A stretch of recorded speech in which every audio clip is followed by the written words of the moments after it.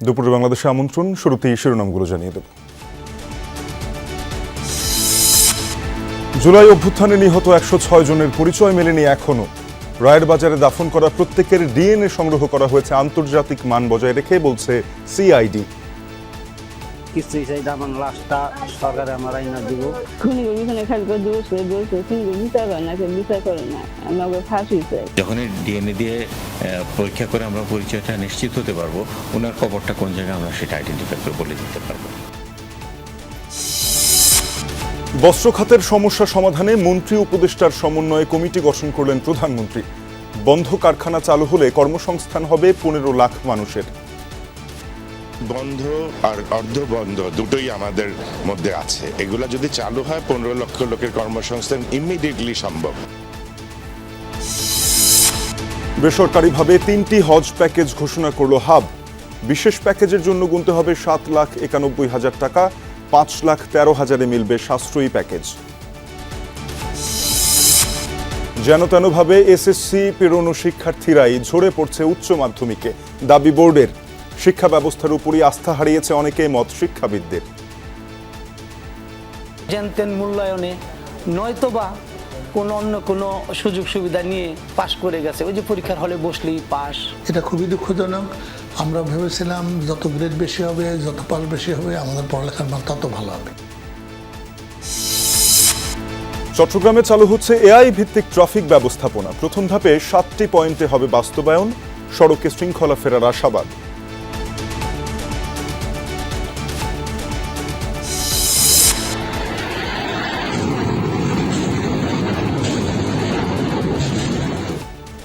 ইরানে রাতভর যুক্তরাষ্ট্রের হামলা। পিক্যাক্স মাউন্টেনে পারমাণবিক কেন্দ্রে অভিযানের হুঁশিয়ারি ট্রাম্পের। কুয়েত ও ইরাকের মার্কিন ঘাঁটিতে পাল্টা জবাব।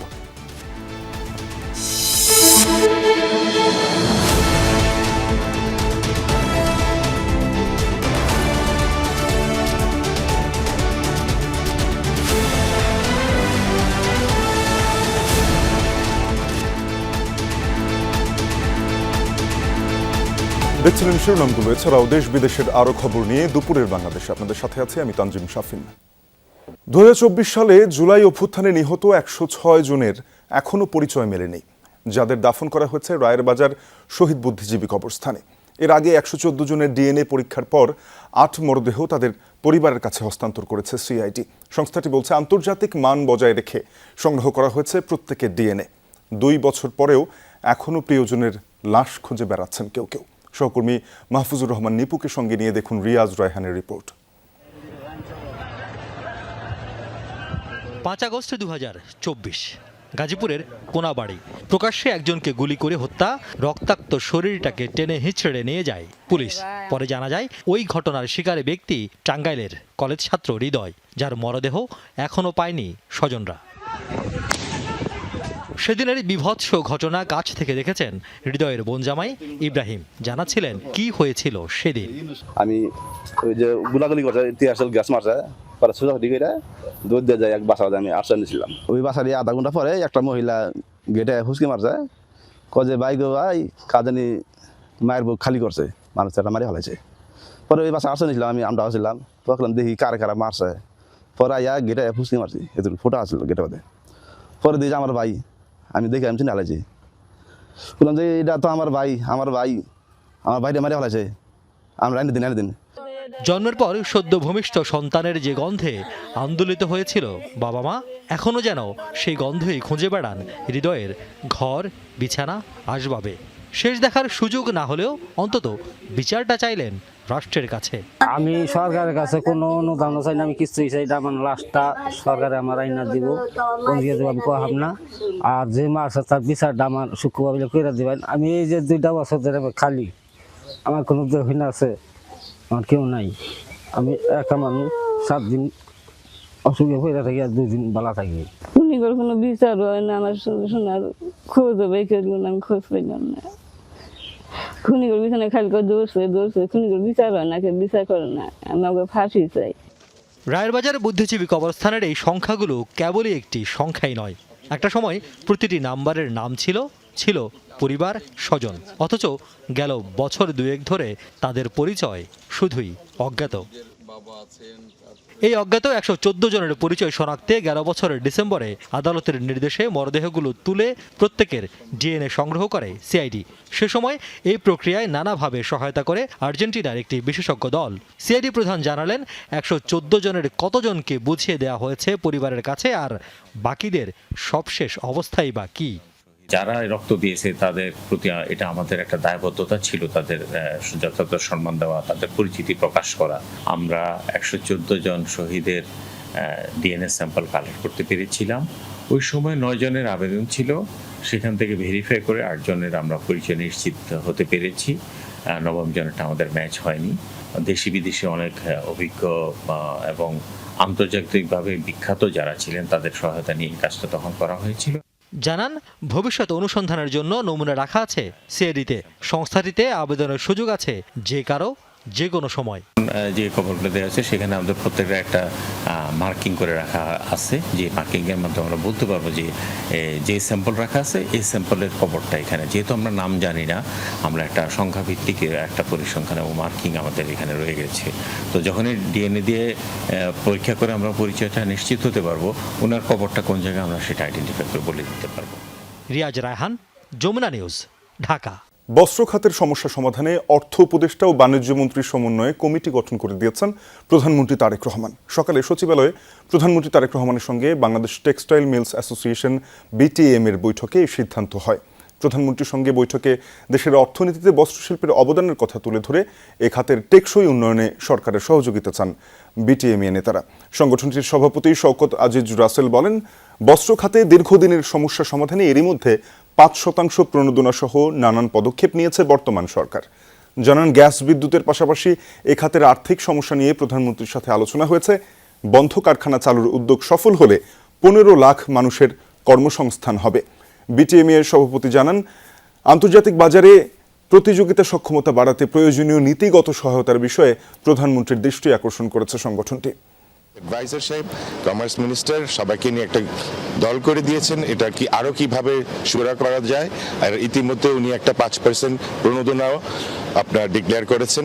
আমাদের বন্ধ আর অর্ধ বন্ধ দুটোই আমাদের মধ্যে আছে। এগুলা যদি চালু হয় 15 লক্ষ লোকের কর্মসংস্থান ইমিডিয়েটলি সম্ভব। এখন এগুলো চালু করতে হলে যে প্রতিযোগিতামূলক বাজারে যে ডাম্পিং হচ্ছে আমাদের উপরে, সেগুলাও ভাববার বিষয় আছে, ওনাকে আমরা তুলে ধরেছি। প্রয়াত রাষ্ট্রপতি জিয়াউর রহমানের শাহাদত বার্ষিকী উপলক্ষে জগন্নাথ বিশ্ববিদ্যালয়ে এক সেমিনারে বক্তব্য রাখছেন তথ্যমন্ত্রী জহিরুদ্দিন স্বপন। সরাসরি যাব সেখানে।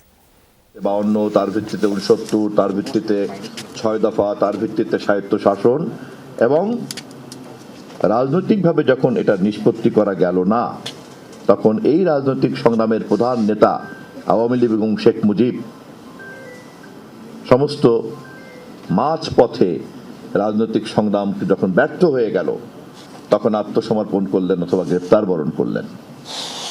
গোটা জাতি রাজনৈতিক দিক নির্দেশনা বিহীন হয়ে পড়ল। এরকম একটি রাজনৈতিক অনিষ্পন্ন সংগ্রামকে যখন যুদ্ধের পরিস্থিতির মধ্যে ঢুকতে বাধ্য করল সময়, তখন তাকে নেতৃত্ব দেওয়ার কোনো ক্যাপ্টেন ছিল না। আমি মেজর জিয়া বলছি, উই রিভোল্ট। এই কথা বলার মধ্য দিয়ে পাকিস্তান সামরিক বাহিনীর বাঙালি সামরিক কর্মকর্তার এক কণ্ঠস্বর শোনা গিয়েছিল, যা ব্যর্থ রাজনৈতিক সংগ্রামকে রূপান্তরিত যুদ্ধের প্রক্রিয়ার মধ্যে প্রবেশ করতে নেতৃত্ব দিয়েছিল। কেননা রাজনৈতিক নেতৃত্ব, রাজনৈতিক পর্ব যখন এক্সস্টেড হবে, তা যদি যুদ্ধে প্রবেশ করতে বাধ্য হয়, তাহলে কি করতে হবে তা রাজনৈতিক নেতৃত্ব কিন্তু বলতে পারেনি। মেজর জিয়া তার ব্যক্তিগত সততা, ব্যক্তিগত দেশপ্রেম, ব্যক্তিগত নিষ্ঠা, ব্যক্তিগত সাহস এবং তার যে ইন্টিগ্রিটি, নিশ্ছিদ্র যে সততা, তার উপরে দাঁড়িয়েই কিন্তু তিনি সেদিন তাৎক্ষণিকভাবেই সিদ্ধান্ত নিয়েছিলেন, উই রিভোল্ট। এবং তার সেই প্রজ্ঞা এবং সাহসকে ঘিরেই কিন্তু চট্টগ্রাম ক্যান্টনমেন্টে তখন 1971-এর 25শে মার্চ মাঝ রাতে 2টোর সময় এই বিদ্রোহ ঘোষণা হয়েছিল। জগন্নাথ বিশ্ববিদ্যালয় এক সেমিনারে কথা বলছেন তথ্যমন্ত্রী জহিরুদ্দিন স্বপন। আমরা সরাসরি যুক্ত হয়েছিলাম তার বক্তব্যে। বেসরকারি ব্যবস্থাপনায় হজ যাত্রীদের জন্য 3টি হজ প্যাকেজ ঘোষণা করেছে হজ agencies association of Bangladesh HAAB.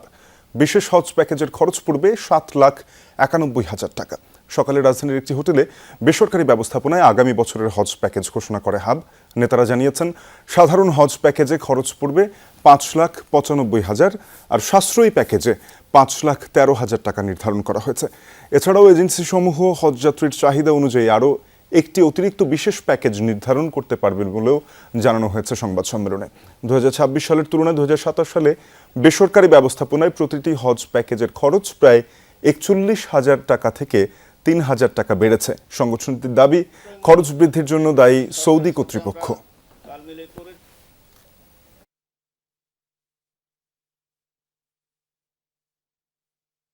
বিশেষ হজ প্যাকেজ 7,91,060 টাকা 22 পয়সা। হজ প্যাকেজ 2 নম্বর যেটা সাধারণ, সর্বমোট মূল্য হচ্ছে 5,95,580 টাকা 28 পয়সা। সাশ্রয় মূল্য যে একটা প্যাকেজ সরকারের সাথে আমরা তাল মিলে করেছি, সেটার সর্বমোট মূল্য হচ্ছে 5,13,545 টাকা 6 পয়সা।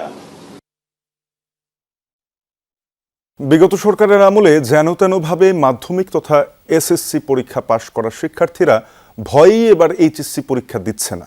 চ্যালেঞ্জ নেয়ার সাহস হারিয়ে ফেলেছে বলেই উচ্চ মাধ্যমিকে ঝরে পড়ছে বিপুল সংখ্যক শিক্ষার্থী, এমন দাবি সরকারের।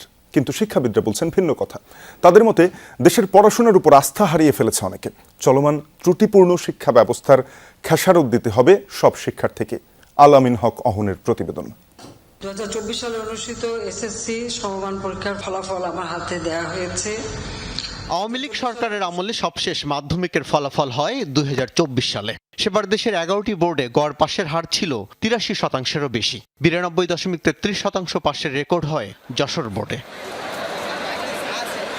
সেই শিক্ষার্থীরাই 2026 সালের উচ্চ মাধ্যমিক পরীক্ষা দিচ্ছেন। দেখা গেছে, প্রতিষ্ঠানে ভর্তি হলেও পরীক্ষা দিচ্ছেন না প্রায় 40%। এমনকি 2 জুলাই পরীক্ষা শুরুর পর কেউ কেউ 2-1টি পরীক্ষা দিয়েও পরের পরীক্ষায় বসছেন না। বাংলা প্রথম পত্র পরীক্ষা দেয়নি প্রায় 25,000 পরীক্ষার্থী। দ্বিতীয় পত্রের কেন্দ্রে আসেননি প্রায় 28,000। আর ইংরেজি প্রথম পত্রে সেই অনুপস্থিতির সংখ্যা বেড়ে হয় 33,129 জন। তারা হয়তো জেনতেন মূল্যায়নে নয়তোবা অন্য কোনো সুযোগ সুবিধা নিয়ে পাশ করে গেছে। ওই যে পরীক্ষার হলে বসলেই পাস। আমার ধারণা যে ওই 30% হলো ওই জাতীয় স্টুডেন্ট হলে তারা পরবর্তী সময়ে এসে ইন্টারে আর এই চ্যালেঞ্জটা খুব একটা নিতে সাহস পায়নি আমার বিশ্বাস। সরকারি কলেজের কয়েকজন প্রধানের দাবি, এবার পরীক্ষা দিতে নিরুৎসাহিত করা হয়েছে দুর্বল শিক্ষার্থীদের, তাই এই অবস্থা। দুর্বল প্রিপারেশনে তোমরা পরীক্ষার হলে বসবে না, কোনো রকমে নামে মাত্র একটা রেজাল্ট নিয়ে পরবর্তীতে বিশ্ববিদ্যালয় মেডিকেল বোর্ডে চান্স পাওয়া সম্ভব হবে না। ওরা নিজেরাই অনুপ্রাণিত হয়ে অনেকেই ফর্ম পূরণ থেকে বিরত থেকেছে। সরকারি শিক্ষা কর্মকর্তারা বলছেন, প্রথম পরীক্ষা দিয়ে অনেকেই বুঝে গেছেন চলমান ব্যবস্থায় পাশ করা কঠিন। প্রথম পরীক্ষার দিন হয়তো অনেকে ভেবেছে যে যতই বলুক না কেন আগের মতো পরীক্ষা দিয়ে পাশ করা যেতেও পারে। যখন প্রথম পরীক্ষা দিল, বুঝলো যে না, ব্যবস্থাপনা তো আর আগেরগুলো নেই। এখন আমি ইচ্ছা করলেই ডানে বামে তাকে লিখবো, অন্য কোনো উপায় অবলম্বন করব, তার সুযোগ নেই। যখন সে পরীক্ষা হলে বুঝতে পারলে সুযোগগুলো নেই, তখন সে বাধ্য হয়ে হয়তো ভাবছে আমি আর পরীক্ষা দিয়ে কি করব। অনুপস্থিতির হারটা আমাদের চোখে পড়ছে। এটা হয়তো সামনের দিনে পরীক্ষা যখন এইভাবেই হতে থাকবে, তখন এই ঝরে পড়াটা অনেক ক্ষেত্রে কমে যাবে। শিক্ষাবিদরা বলছেন, কর্মজীবনে কোনো কাজেই দিচ্ছে না দেশের পড়াশোনা, তাই এই প্রজন্মের অনেকেই আগ্রহ হারাচ্ছেন। এটা খুবই দুঃখজনক। আমরা ভেবেছিলাম যত গ্রেড বেশি হবে, যত পাস বেশি হবে, আমাদের পড়ালেখার মান তত ভালো হবে। ছেলেমেয়েরা কিংবা অভিভাবকরা কেন এটাকে গুরুত্ব দিবে? চাকরির বাজারেও তো আসলে দিন শেষে জায়গা পাওয়া যায়, জায়গা পাওয়া যাচ্ছে না। অতিরিক্ত অ্যাংজাইটি এবং যে ভয় ভীতি প্রদর্শন গভর্নমেন্টের পক্ষ থেকে যেটা করা হয়েছে, এটা ভালো লাগেনি আমার কাছে। হ্যাঁ, এবং এটা গার্ডিয়ানরাও ভালোভাবে নেয়নি এবং শিক্ষার্থীরা ভালোভাবে নেয়নি। বিপুল সংখ্যক শিক্ষার্থীর শিক্ষাবিমুখ অবস্থা যে কারণেই হোক না কেন, তাদের জন্য সরকারের পরিকল্পনা কিছু কি আছে? সকল আয়োজনই আমাদের শিক্ষার্থীকে ঘিরে।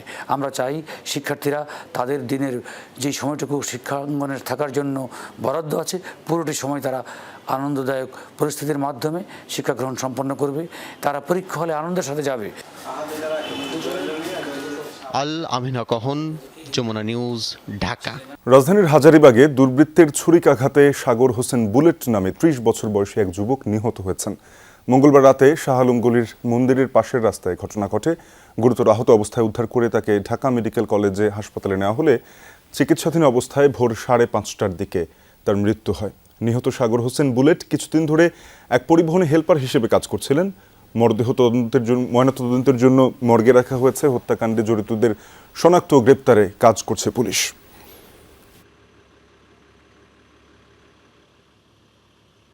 কয়েকদিন ধরে খালি কইতেছে আমার মাইরা লাইব আর ভিতরে আতঙ্ক ঢুকাই দিছে। ওই কোনো কাম করে শান্তি পায় না, খাইয়া শান্তি পায় না, হুইয়া শান্তি পায় না। কে মারছে ঘটনাস্থলে ইমন ছিল, মারার পরে ইমন বাইরে গেছে। ইমন নাই, ইমন রে বিছরা বাই করলে কে মারছে ঘটনাস্থলে সবাই আমরা বাই করতে পারবো।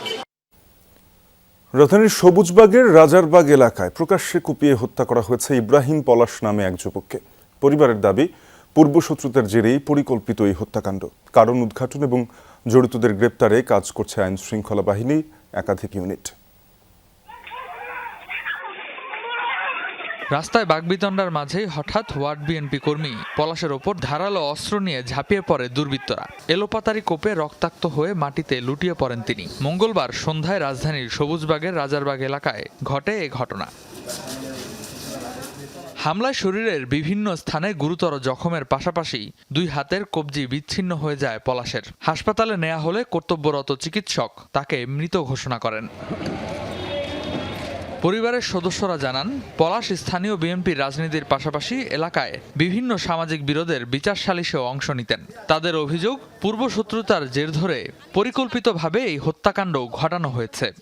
আমার বিয়ে হয়েছে 3 মাসও হয় নাই। ওদের কি একটু দয়া মায়া ছিল না? ওরা হাত পা ভাঙ্গা দিত, ওরা এইভাবে কিভাবে মারতে পারলো একটা মানুষরে? আমি এটার বিচার চাই। আমার ভাইয়ের হাত 2টা কাইটা নিয়ে গেছে, এমন নির্মমভাবে মারছে, আপনারা একটু যদি দেখেন। পূর্ব পরিকল্পনা তো অবশ্যই ছিল, কিন্তু অন্য কেউ মারতে পারে, সেটা হতে পারে রাজনৈতিক কোনো কারণেও মারতে পারে, বা এই মোবাইল চুরির ঘটনাতেও মারতে পারে, বা অনেক শত্রু তো থাকতেই পারে। ডিবি, সিডিডিসি সহ আইন শৃঙ্খলা বাহিনীর একাধিক ইউনিট হত্যাকাণ্ডের কারণ, জড়িতদের শনাক্ত এবং গ্রেফতারে কাজ শুরু করেছে বলে জানিয়েছে পুলিশ। সম্ভাব্য যা আমাদের সহায়তা করতে পারে, ইনক্লুডিং যারা প্রত্যক্ষদর্শী সাক্ষী আছে, সার্কামস্টেন্সিয়াল এভিডেন্স আছে, আরও অন্যান্য যা আছে সব নিয়ে আমরা কাজ করছি এবং এগুলো যাচাই বাছাই করে যারা ঘটনায় জড়িত তাদেরকে চিহ্নিত করা হচ্ছে, যাচাই বাছাই করা হচ্ছে এবং অ্যাকর্ডিংলি আমরা যখন যাকে পাবো তাদেরকে গ্রেপ্তার করা হবে। সেই জন্য আমাদের যে বললাম যে আমাদের পাশাপাশি থানার পাশাপাশি আমার ডিভিশনের অন্যান্য ইউনিট এবং ডিবি এবং সিটিডিসি টিমগুলো কাজ করছে। এই ঘটনায় সবুজবাগ থানায় নিহত পলাশের বড় বোন বাদী হয়ে হত্যা মামলা দায়ের করেছেন। রেদওয়ান আহমেদ, যমুনা নিউজ, ঢাকা। উজানের ঢল বৃষ্টির পানিতে তিস্তার পানি আবারও বেড়ে বিপদসীমার কাছাকাছি পৌঁছেছে। এতে তিস্তা পাড়ের নিম্নাঞ্চলের স্বল্পমেয়াদী বন্যার সংখ্যা দেখা দিয়েছে চরাঞ্চলের মানুষ আতঙ্কে। এরই মধ্যে নীলফামারী ও রংপুরে তলিয়ে যেতে শুরু করেছে নদী তীরবর্তী নিম্নাঞ্চলের ফসলের ক্ষেত। বেলা 12টার দিকে তিস্তার ডালিয়া পয়েন্টের পানি বিপদসীমার 7 সেন্টিমিটার নিচ দিয়ে প্রবাহিত হচ্ছিল। পানির চাপ বাড়ায় দেশের সবচেয়ে বৃহৎ সেচ প্রকল্প তিস্তা ব্যারেজ পয়েন্টে 44টি জলকপাট খুলে দিয়েছে কর্তৃপক্ষ। আগামী 24 ঘন্টায় নদীর পানি বিপদসীমার উপর দিয়ে প্রবাহিত হতে পারে বলে শঙ্কা জানিয়েছে পানি উন্নয়ন বোর্ড। নদী তীরবর্তী নিম্নাঞ্চলের বাসিন্দাদের সতর্ক থাকতে বলা হয়েছে।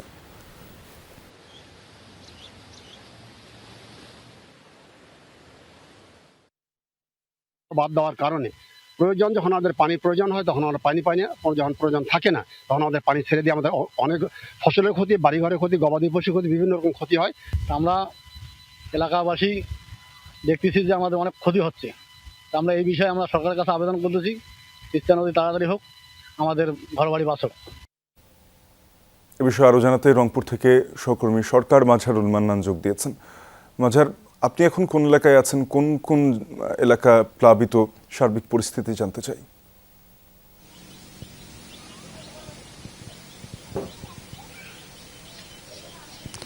শাফিন, যে তথ্যটি সেটি হচ্ছে যে গতকাল সন্ধ্যা থেকে পানি আবারও বাড়া শুরু করে, অর্থাৎ সপ্তম দফায় এই তিস্তা নদীর পানি এবার বৃদ্ধি হলো। এবং কিন্তু পানি উন্নয়ন বোর্ডের এই মুহূর্তের যেটি খবর যে 7 সেন্টিমিটার নিচ দিয়ে এই মুহূর্তে প্রবাহিত হচ্ছে।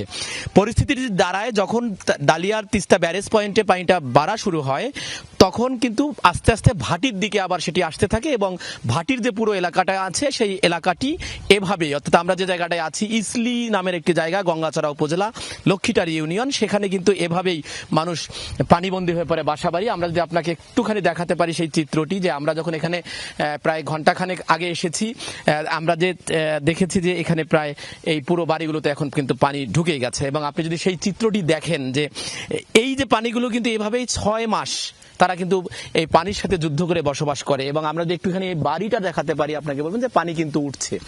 এই দৃশ্য এখন ধরেন যতক্ষণ অবধি নাই পানিগুলো একেবারে তিস্তার যে সুন্দরগঞ্জের গাইবান্ধার সুন্দরগঞ্জের হরিপুর সীমান্ত যতক্ষণ পর্যন্ত পার না হবে ততক্ষণ পর্যন্ত কিন্তু এই অবস্থা। এবং এতে যেটা হয়েছে যে মাছের যতগুলো পুকুর ছিল সেই পুকুরগুলো তলিয়ে গেছে।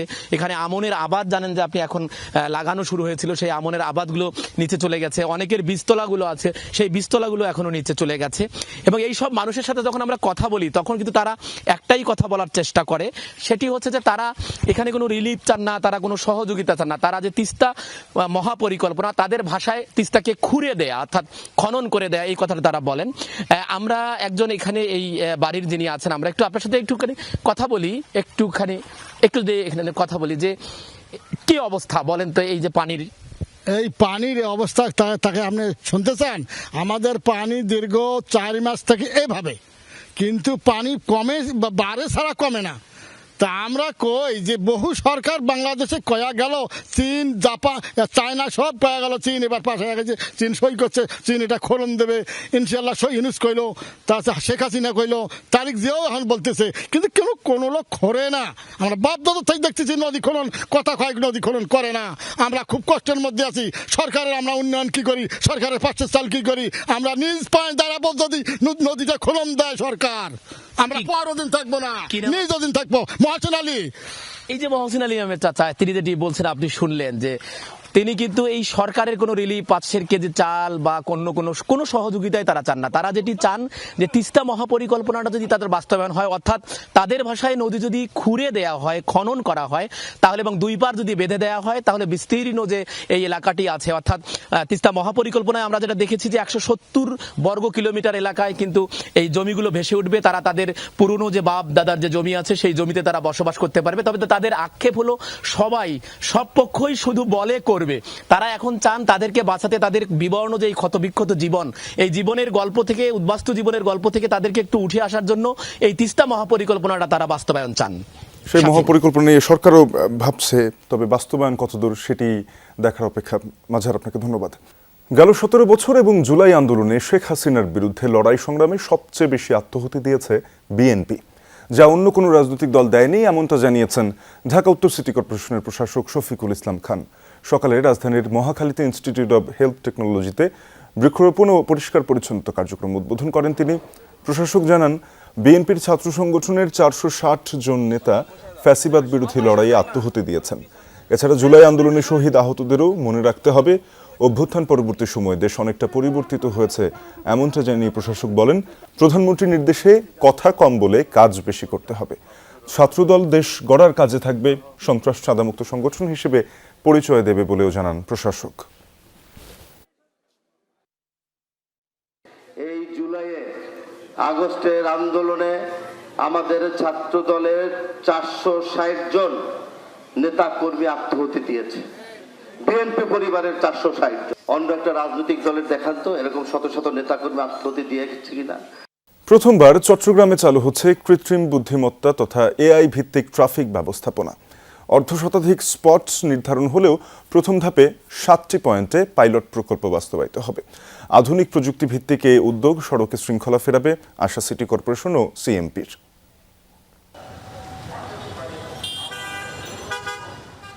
আগ্রাবাদ মোড় থেকে বড়পুলমুখী সড়কে প্রবেশ করতে হবে এই মোড় ঘুরে। তবে চালকরা ট্রাফিক পুলিশের সামনেই ভাঙছেন সে নিয়ম। সাইনবোর্ডে লেখা, এখানে যাত্রী তোলা যাবে না, সে নিয়ম নির্দেশনাতেই সীমাবদ্ধ।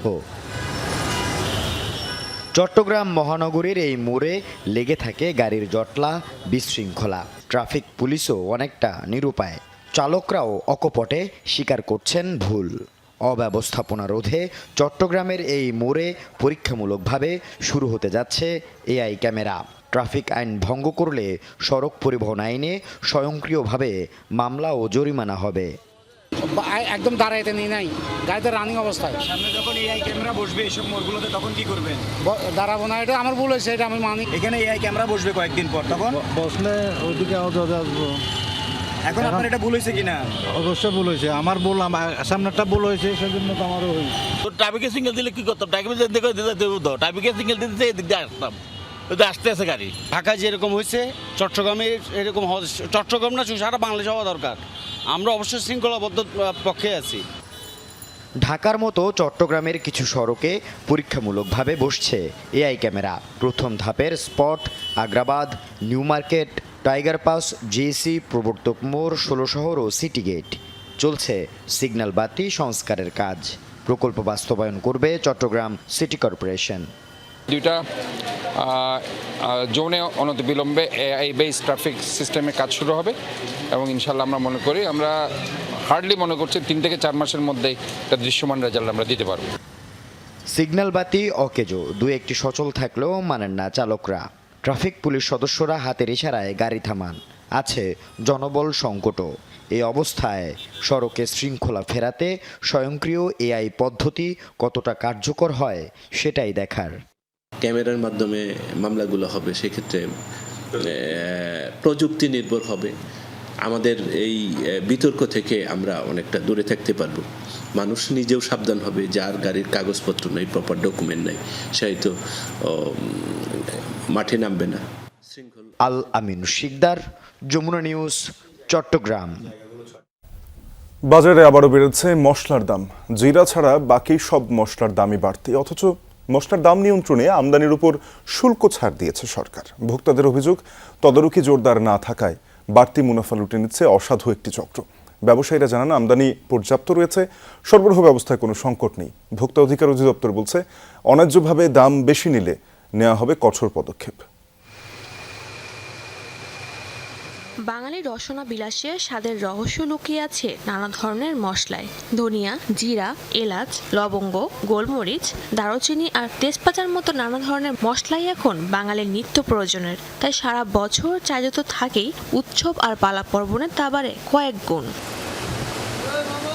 সেই দাম সাধারণের নাগালে আনতে 2026-27 অর্থ বছরের বাজেটে আমদানি করা সকল মশলার উপর থেকে 5% রেগুলেটরি শুল্ক সম্পূর্ণ প্রত্যাহার করা হয়েছে। কিন্তু এর সুফল কি রাজধানীর কাঁচা বাজারে মিলছে? এই বছর বাতির মধ্যে বাতি এলাচ আর আলু বাখরা বাছিল, ওটা কমিয়া গেছে, ওটা বাড়ার কোনো ইয়ে, আর কিশমিশের দাম বেশি। পেস্তা বাদাম, কাঠবাদাম, এগুলো কাজু বাদাম, এগুলোর দাম বাড়ছে। জিরাটা বেশি কমছে। এর আগে কিনছিলাম তখন একটু কম ছিল, এখন একটু বাড়তি নিচ্ছে অবশ্য। যেমন কাঠবাদাম এখানে আপনার 1350 টাকা করে নিয়েছে কেজি। দিয়েই যায়, আর কষ্ট ওই জনগণের ভুগতেই হয়। বাজেটের পর বাজারে এক এক মশলা যেন এক এক রকম আচরণ। জিরার দাম কিছুটা কমলেও বেড়েছে দারুচিনি, লবঙ্গ, জয়ত্রী, জয়ফল, কাজু বাদাম, কাঠবাদাম ও আলু বখরার দাম। কিন্তু শুল্ক ছাড়ের পর দাম না কমে উল্টো বাড়ছে কেন? বাজারের পরে এটার দামটা বাড়ছে, কেজিতে 100 টাকা বাড়ছে কাজু বাদামের দামটা। দাম বাড়ে কমে কেন এটা তো আমরা বলতে পারবো না, এটা ইম্পোর্টাররাই ভালো বলতে পারবে কেন বাড়ে কমে। এতে বেশ বিপাকে সাধারণ ক্রেতারা। কনজিউমার অ্যাসোসিয়েশনের মতে মাঠ পর্যায়ে তদারকি না হলে শুধু শুল্ক ছাড় দিয়ে মিলবে না এই সুফল। আমি মনে করি যে সরকারি যেটা শুল্ক কমানো হয়েছে এবং সরকার সেটার জন্য আসলে রেভিনিউ লস করছে, কিন্তু এইটির তো ইম্প্যাক্টটা কিসের জন্য? এটা ইম্প্যাক্ট পড়া উচিত ছিল আপনার মূল্য কমিয়ে ভোক্তাদের স্বস্তি দেওয়া, সেই জায়গাটা অনুপস্থিত। এই কারণে আমি বলবো এই যারা এইগুলো করছে বা যে আমদানিকারকরা তাদের কস্টিংটাগুলো দেখে তাদের বিরুদ্ধে আসলে সরকারের ব্যবস্থা নেওয়া দরকার।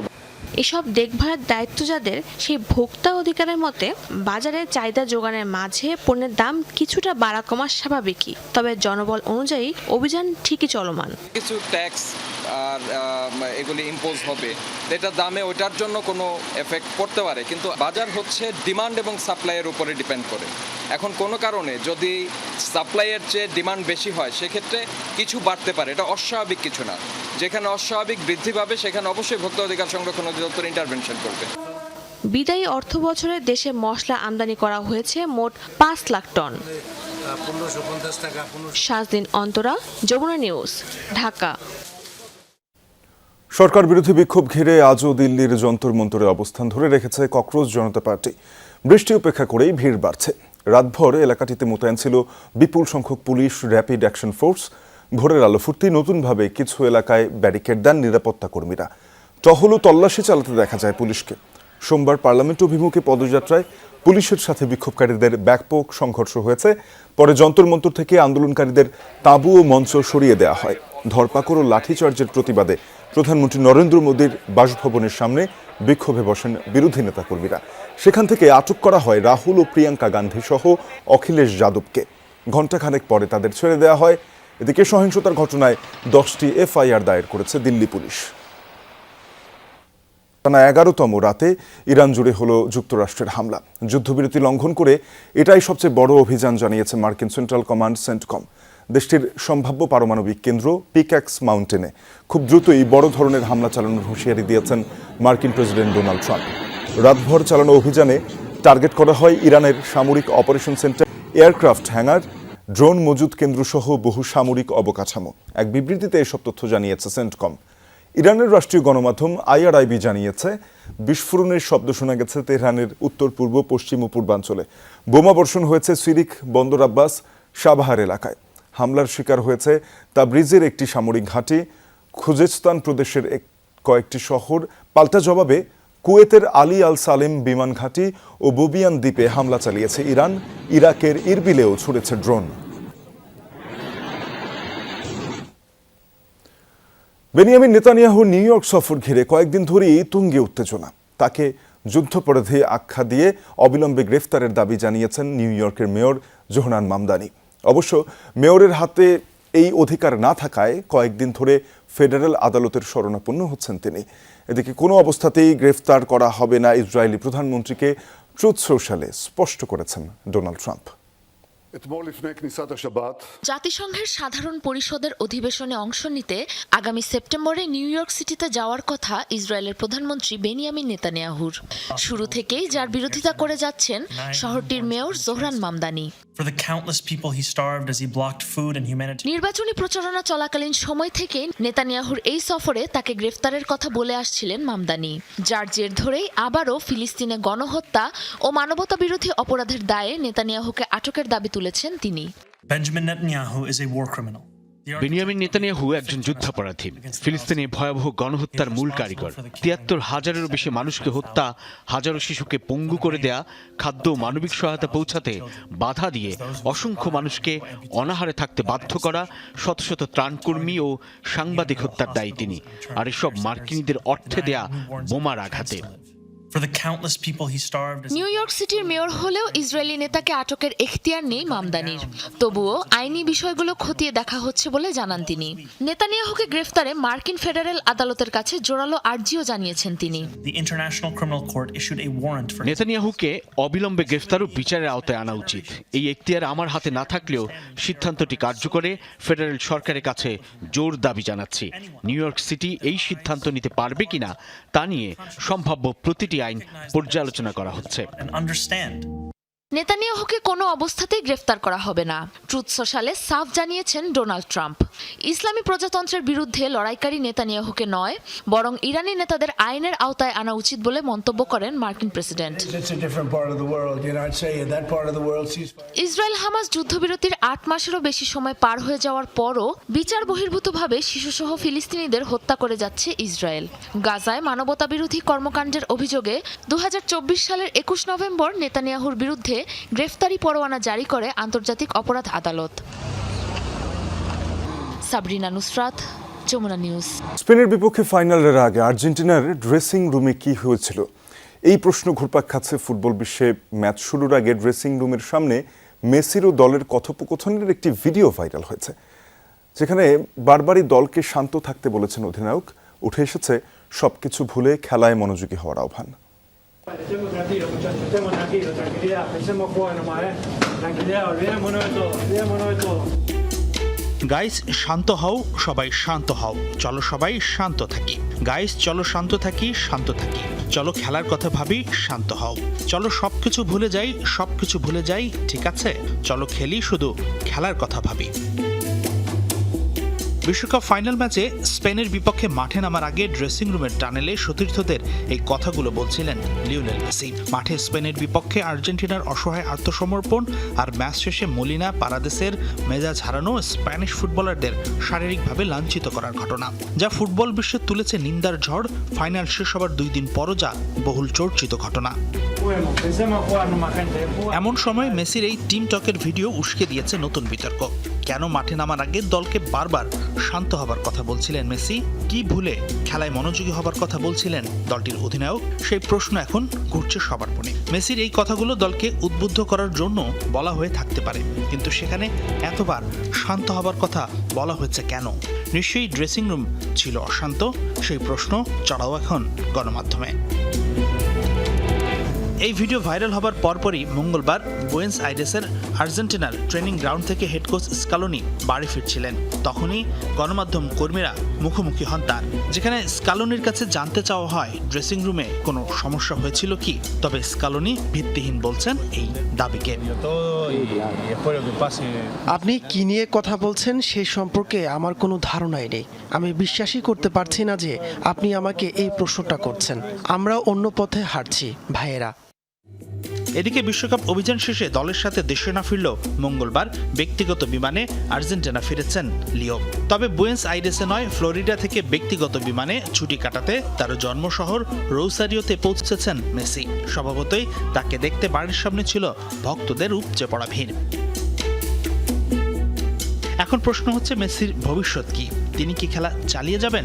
উত্তরটা হ্যাঁ হলে পাল্টা প্রশ্ন ওঠে, কতদিন? আসছে কোপা আমেরিকা পর্যন্ত, নাকি 2030 বিশ্বকাপ পর্যন্ত, নাকি অবসরের সিদ্ধান্ত নেবেন মেসি? এই প্রশ্নগুলোর উত্তর এখনো মেলেনি। 39 বছর বয়সী এই আর্জেন্টাইন বাড়িতে ফেরায় দ্রুত আসতে পারে সিদ্ধান্ত, ধারণা সংশ্লিষ্টদের। রোসারিওতে বাবা মা ও পরিবারের সাথে সময় কাটিয়ে নিজের সিদ্ধান্তটা পাকাপাকি করতে পারেন মেসি, ধারণা সবার। Hasinur Rahman, Jamuna sports. Brazilian footballer Vinicius জুনিয়রের নতুন লুক সোশ্যাল মিডিয়ায় ভাইরাল। সম্প্রতি সার্জারির মাধ্যমে চেহারায় বড় পরিবর্তন এনেছেন 21 বছরের এই ফরওয়ার্ড। এই প্রক্রিয়ায় চোয়ালের হাড়ের আকার আরও স্পষ্ট ও আকর্ষণীয় করে তোলা হয়। বিভিন্ন গণমাধ্যমের ধারণা, অনবরত ট্রোলের শিকার হওয়ায় নিজের লুকে এনেছেন পরিবর্তন। ব্রাজিলিয়ান ফরওয়ার্ড ভিনিসিয়াস জুনিয়রকে চেনেন না এমন ফুটবল প্রেমিক খুঁজে পাওয়া কঠিন। তবে মাঠের সেই পরিচিত ভিনিসিয়াসকে যদি এখন হঠাৎ আপনার সামনে এনে দাঁড় করানো হয়, আপনি হয়তো নিজের চোখকেই বিশ্বাস করতে পারবেন না। সার্জারির পর সম্পূর্ণ বদলে গেছেন এই রিয়াল মাদ্রিদ তারকা। সদ্য সমাপ্ত বিশ্বকাপের পরই নিজের চোয়ালের আকৃতি ও থুতনিতে বড় পরিবর্তন এনেছেন 21 বছর বয়সী এই ফরওয়ার্ড। ব্রাজিলিয়ান সংবাদ মাধ্যম টিএমসির তথ্য মতে, ব্রাজিলের গোয়াইনিয়ার একটি ক্লিনিকে বিশেষজ্ঞ ডাক্তার আলেসান্দ্রো আলারকাওর তত্ত্বাবধানে চিন হারমোনাইজেশন নামের একটি ফেশিয়াল কন্ট্যুরিং সার্জারি করান ভিনি, যে প্রক্রিয়ায় ফিলার ব্যবহারের মাধ্যমে চোয়ালের হাড়ের শেপ আরও স্পষ্ট ও আকর্ষণীয় করে তোলা হয়। সামাজিক যোগাযোগ মাধ্যমে ছড়িয়ে পড়া বেশ কিছু ছবি ও ভিডিওতে ধরা পড়েছে ভিনির এই বড় পরিবর্তন। বিশ্বকাপে ব্রাজিলের বিদায়ের পর প্রেমিকা ভার্জিনিয়া ফন্সেস্কার সাথে তোলা এক ছবিতে একবারে নতুন লুকে দেখা মেলে তার। এছাড়া রিয়াল মাদ্রিদের একটি জার্সিতে সাইন করার সময় ভিনির সাইড প্রোফাইল ভিডিও সোশ্যাল মিডিয়ায় প্রকাশের পরপরই ছড়িয়ে পড়ে ব্যাপক আলোচনা। বিশ্বকাপ চলাকালীন সময়ে নিজের থুতনির গঠন নিয়ে সমালোচনা বা ট্রোলের শিকার হতে হয়েছিল ভিনিসিয়াসকে। এছাড়াও ক্লাব পর্যায়ে প্রায় ক্যারিয়ার জুড়েই বর্ণবাদেরও শিকার হয়েছেন তিনি। ধারণা করা হচ্ছে এসব থেকে মুক্তি পেতেই ও নিজের চেহারায় আরও বেশি আত্মবিশ্বাস বাড়াতেই হুট করে এই ফেস রিকনস্ট্রাকশন সার্জারির সিদ্ধান্ত নেন তিনি। তবে নতুন এই লুকে মাঠের ভেতরের মতোই ড্রেসিং রুম ও সিটির রাস্তায় অত্যন্ত আত্মবিশ্বাসী দেখাচ্ছে এই ব্রাজিলিয়ান উইঙ্গারকে। Sanjana Ivy, Jamuna sports. Spanish footballer Pedro Porro ফিলিস্তিনের পতাকা নিয়ে বিশ্বকাপ ট্রফি জয়টা উদযাপন করেছেন। এমন যে খবর ছড়িয়েছে সামাজিক যোগাযোগ মাধ্যমে, তা আসলে সত্য নয়। মেটলাইফে বিশ্বকাপ ট্রফি নেবার সময় স্পেনের 7 ফুটবলার 6টি ভিন্ন ভিন্ন পতাকা নিয়ে এসেছিলেন, যেগুলো কোনো দেশেরই নয়, তাদের জন্ম নেয়া অঞ্চলের মাত্র। বিশ্বকাপ জয়ের পর ট্রফি নিয়ে স্পেন ফুটবল দলের এই উদযাপনের ছবিটা নিশ্চয়ই এতক্ষণে দেখেছেন সবাই। তবে একটা বিষয় খেয়াল করেছেন কি, এই পোডিয়ামে 3 সারিতে দাঁড়ায় স্প্যানিশ ফুটবলারদের মধ্যে এমন 7 জন ফুটবলার ভিন্ন ভিন্ন 6টি পতাকা নিয়ে সেলিব্রেশনে এসেছিলেন। কিন্তু আপনার মনে এই দৃশ্য দেখে প্রশ্ন জাগছে না, দেশ তো একটা, কিন্তু পতাকা আবার ভিন্ন ভিন্ন 6টা কেন? এর মধ্যে আবার রাইট ব্যাক পেদ্রো পোরো যেই পতাকাটি পরে আছেন সেটি নিয়ে তৈরি হয়েছে ধোঁয়াশা। মূলত কালো, সাদা আর সবুজ রং, যেটি তার পেছনের দিকে অনেকটা ঢেকে গেছে ছবিটিতে, সেটিকেই অনেকেই গুলিয়ে ফেলেছেন ফিলিস্তিনের পতাকার সঙ্গে। সামাজিক যোগাযোগ মাধ্যমে ইতিমধ্যেই অনেকেই সংবাদ ছড়িয়ে ফেলেছেন যে ফিলিস্তিনের পতাকা নিয়ে সেলিব্রেশন করেছেন পেদ্রো পোরো আর স্প্যানিশ ফুটবল দল, কিন্তু বাস্তবতা সেটি নয়।